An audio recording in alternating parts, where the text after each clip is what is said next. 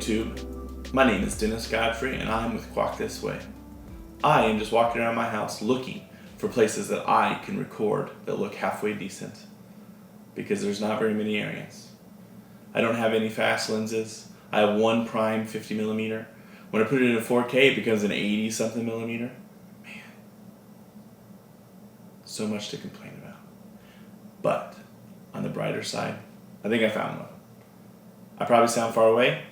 I have my mic on my 50mm, so that means it's like the other end of my dining room table.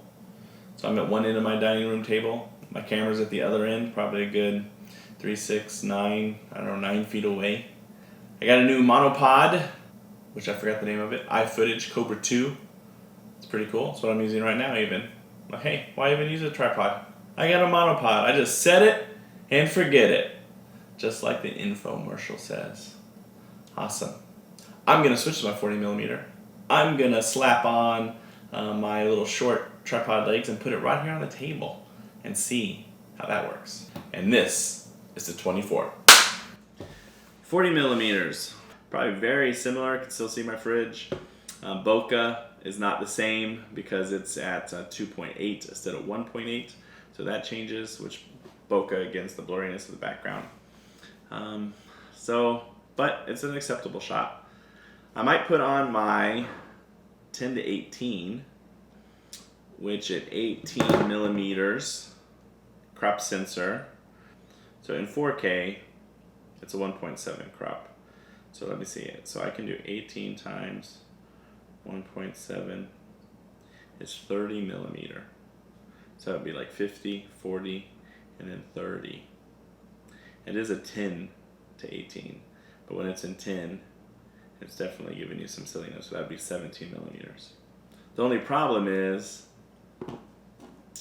it's like an f-stop of 5 or something like that.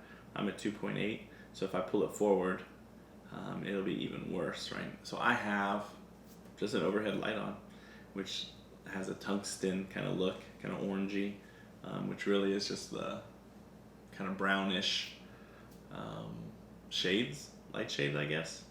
I like this look though. I think the 24 with this looks good. I could do this for YouTube videos and talking heads. I think it's a good spot. Okay, I'm on the 10-18 now. Again, I am in cropped mode, which means 18 times 1.7 is about 30mm equivalent. So I've done a 50, I've done a 40, and this is what 30mm looks like. The main difference is also the f-stop. I'm at f-stop, what am I? 5.6. 5.6. It's dark. I had to bump my ISO. I'm at 1600 right now, ISO, and I probably am still underexposed. Probably would need to bump it up a little bit. I think I have it in the right setting. Here's the table. Nope, you can't really see the table, can you? So I brought it forward a little more, not a lot more. There's the refrigerator. I don't know, things are looking to change size.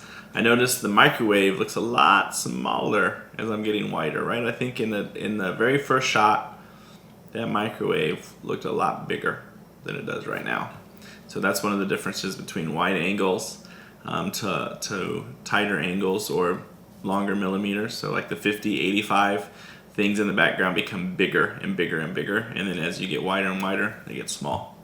So that is 30mm.